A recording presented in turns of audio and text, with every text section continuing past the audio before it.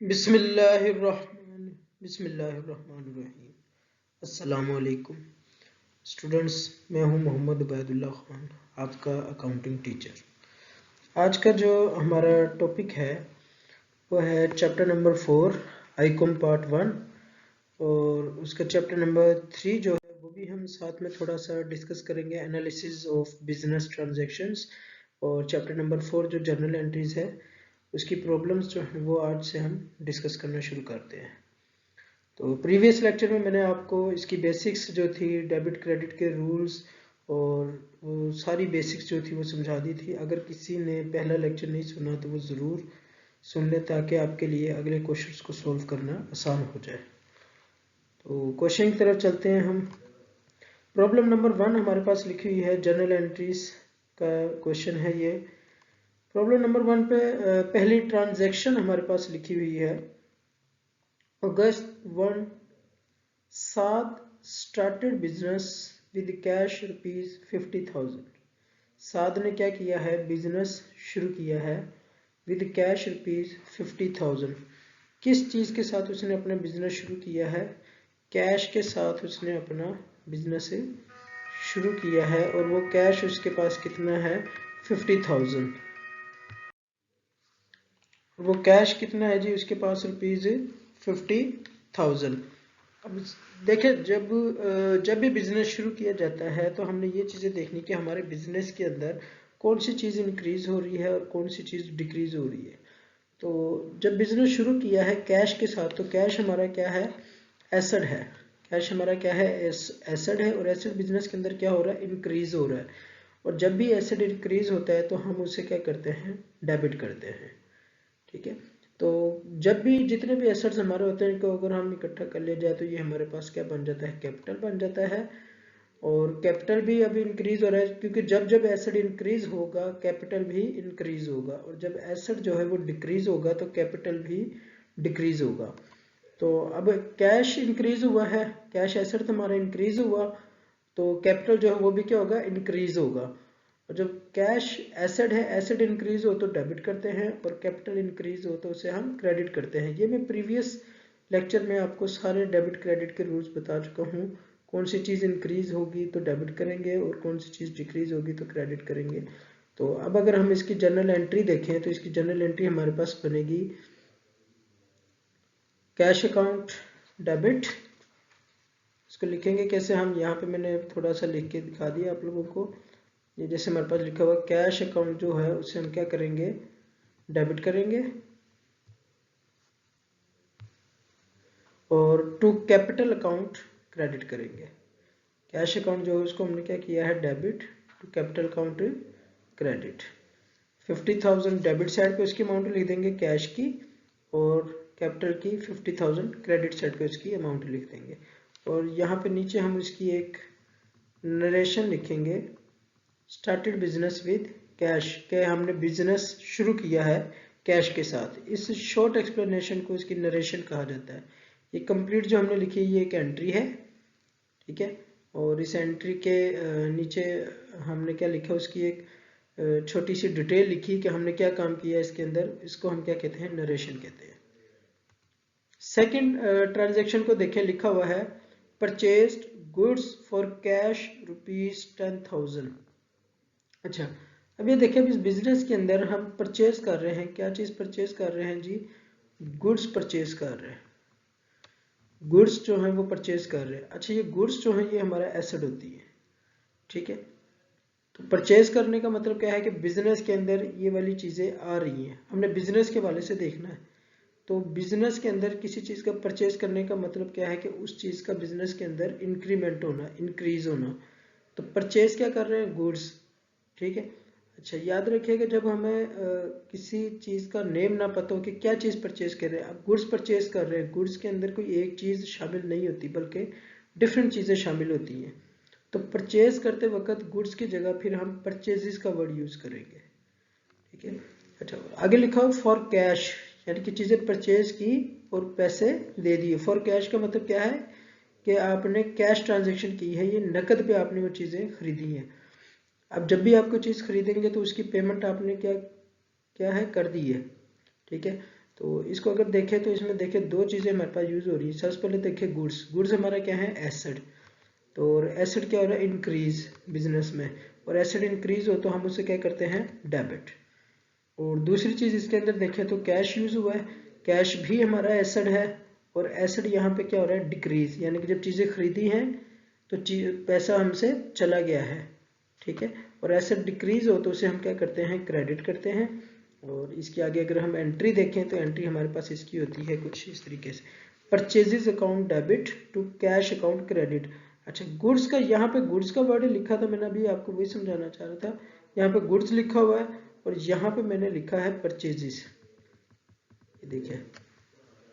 तो ये मैंने आपको भी बता रहा था कि जब भी कोई चीज़ परचेज करते हैं तो परचेज करते वक्त अगर उस चीज़ का नेम हमें ना पता हो, परचेज करते वक्त अगर हमें किसी चीज़ का नेम ना पता हो तो हम फिर परचेजेस का वर्ड यूज़ करेंगे गुड्स की जगह पे, ठीक है।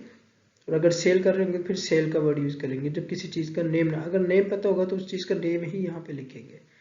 तो ये परचेजेस अकाउंट हमारा डेबिट हो जाएगा 10,000 रुपीज़ के साथ, और कैश अकाउंट हमारा क्रेडिट हो जाएगा 10,000 रुपीज़ के साथ। तो ये हमारी दो ट्रांजेक्शन इसकी हो गई हैं। थर्ड ट्रांजेक्शन देखिए, हमारे पास लिखा हुआ है sold goods for cash rupees 12,000। 12,000 रुपये की चीज़ें जो है वो क्या की गई हैं, सेल की गई हैं। 12,000 रुपये की चीज़ें सेल की गई हैं, सोल्ड गुड्स, ये गुड्स थी, इन गुड्स को क्या किया गया है, सेल किया गया है। गुड्स हमारा एसेट होती हैं, ठीक है। अब बिजनेस के हवाले से देखना है कि बिजनेस में से चीज़ें सेल की जा रही है, इसका मतलब उस बिजनेस में से उन चीज़ों की कमी हो रही है, अब वो चीज़ें जा रही हैं हमसे, तो चीज़ें क्या हो रही है, डिक्रीज हो रही है। जब भी कोई चीज़ें कम होंगी उनको सेल किया जाएगा तो उसके बदले हमें क्या मिलेगा, पैसे। ये उसने लिख दिया कि कैश, सोल्ड गुड्स, चीज़ें बेच दी, फॉर कैश, पैसे के लिए, यानी कि पैसा आ गया उसके पास, कितना, 12,000 रुपये। अब इसके अंदर दो चीज़ें हैं, पहली तो कैश, कैश हमारा क्या होता है, एसेट, एसेट इंक्रीज हो रहा है, यानी कि आ रहा है हमारे पास पैसा, जब चीज़ें बेचेंगे तो उसके बदले पैसे आएंगे, तो पैसा आ रहा है। कैश जो हमारा एसेट है, एसेट इंक्रीज हो रहा है, एसेट इंक्रीज हो तो हम उसे डेबिट करते हैं। दूसरी चीज़ है इसके अंदर सेल, गुड्स है। अब गुड्स को हम क्या कर रहे हैं, सेल कर रहे हैं, ठीक है। गुड्स भी हमारा एसेट है, तो एसेट अब क्या हो रहा है, डिक्रीज हो रहा है, ठीक है। और एसेट डिक्रीज हो तो उसे हम क्या करते हैं, क्रेडिट करते हैं। तो अब हम इसकी एंट्री देखें क्या बनेगी हमारे पास, cash account debit to sales account credit. मैंने यहाँ पे सेल्स का वर्ड क्यों लिखा है, सेल्स का वर्ड इसलिए लिखा है क्योंकि यहाँ पे जो मैंने सेल्स का वर्ड लिखा है वो इसलिए लिखा है क्योंकि गुड्स के अंदर हमें नहीं पता कि कौन सी चीज़ बेची है।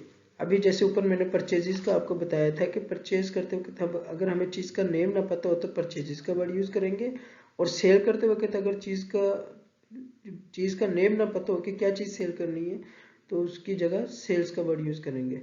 जब भी गुड्स का वर्ड आएगा तो आप वहाँ पे देख लीजिएगा, या तो परचेजेस का वर्ड यूज़ करेंगे या फिर सेल का वर्ड यूज़ करेंगे, क्योंकि हमें गुड्स के अंदर कोई एक चीज़ शामिल नहीं होती, बहुत सी चीज़ें, तो बहुत सी चीज़ों के नेम हम यहाँ पे लिख नहीं सकते। फिर हमारे पास नेक्स्ट ट्रांजैक्शन लिखी हुई है हमारे पास, पेड रेंट, रेंट पे किया जा रहा है, पे कर रहे हैं क्या चीज़, रेंट। अब रेंट जो है ये हमारा एक्सपेंस है, खर्चा है, ठीक है। पेड रेंट, आप किसी बिल्डिंग में रह रहे हैं, उसका रेंट पे किया है, ठीक है। तो उस बिल्डिंग का जो रेंट पे, रेंट आपका एक्सपेंस है और पैसे की शक्ल में आपको पे करेंगे, ठीक है। तो कैश आपका एसेट है, कैश आपसे जा रहा होगा और एक्सपेंस आपका बढ़ गया, खर्चा बढ़ गया, आपने रेंट पे किया। तो इसके हमारे पास देखिए रेंट जो है ये क्या हमारा एक्सपेंस होता है, और एक्सपेंस अब बढ़ गया हमारा, और एक्सपेंस अगर बढ़े तो हम उसे डेबिट करते हैं, और उस एक्सपेंस का नेम क्या है, रेंट। और पैसे, दूसरी चीज़ कैश, कैश हमारा एसेट है और एसेट डिक्रीज हो रहा है, पैसे जा रहे हैं हमसे, तो और एसेट अगर डिक्रीज हो तो उसे हम क्या करते हैं, क्रेडिट करते हैं। इसकी एंट्री देखिए हमारे पास बनेगी, rent account debit to cash account credit. Expense debit होते हैं और जो दूसरा एसेट डिक्रीज हो रहा है वो हमारा क्या हो गया, क्रेडिट हो गया, ठीक है। और नरेशन में हम इसके लिखेंगे रेंट पेड। नेक्स्ट ट्रांजेक्शन देखिए, रिसीव्ड इंटरेस्ट ₹1000, आपने इंटरेस्ट रिसीव किया है, ठीक है। अब इंटरेस्ट क्या है, सूद है। आपने कोई पैसे दिए हुए थे किसी को, उसके ऊपर आपको एक्स्ट्रा अमाउंट आपको मिल रही है, ठीक है। तो वो जो एक्स्ट्रा अमाउंट आपको मिल रही है इंटरेस्ट, ठीक है, वो क्या है, इंटरेस्ट है आपका। और इंटरेस्ट यहाँ पे क्या हो रहा है, इंक्रीज हो रहा है, रिसीव कर रहे हैं ना, बिजनेस के अंदर आ रहे हैं। तो इंटरेस्ट, अब दो चीज़ें इसके अंदर, इंटरेस्ट आप किस शक्ल में, कैश की शक्ल में आपको मिलेगी। जैसे रेंट अभी हमने कैश की शक्ल में पे किया, इसी तरीके से इंटरेस्ट भी हमें कैश की शक्ल में मिलेगा। तो कैश हमारा एसेट होता है, और एसेट इंक्रीज हो रहा है, एसेट इंक्रीज हो तो हम उसे डेबिट करते हैं। और इंटरेस्ट जो है यहाँ पे हमारी इनकम है, इनकम हमारी क्या हो रही है, इंक्रीज, बढ़ गई है, पैसे बढ़ रहे हैं हमारे, ठीक है। और इनकम इंक्रीज हो तो हम उसे क्रेडिट करते हैं, ठीक है। तो यहाँ पे एंट्री हमारे पास बनेगी cash account debit to interest account credit. और अगर टोटल देखें तो इनका हमारे पास डेबिट साइड का टोटल देखें 76,000, और क्रेडिट साइड का टोटल देखें तो वो भी हमारे पास 76,000 बनता है। होपफुली कि आपको इस प्रॉब्लम की समझ आ गई होगी। नेक्स्ट वीडियो में इंशाल्लाह नेक्स्ट क्वेश्चन जो है उसे हम डिस्कस करेंगे। प्रीवियस लेक्चर को ज़रूर एक दफ़ा कर लें ताकि आपकी बेसिक्स का, क्योंकि वो लेक्चर अगर आपका तैयार हो गया तो समझे आपको ये जर्नल एंट्रीज आसानी से आप कर सकते हैं फिर। तो वीडियो को लाइक करें, शेयर करें, चैनल को सब्सक्राइब ज़रूर कर लें। अल्लाह हाफिज़।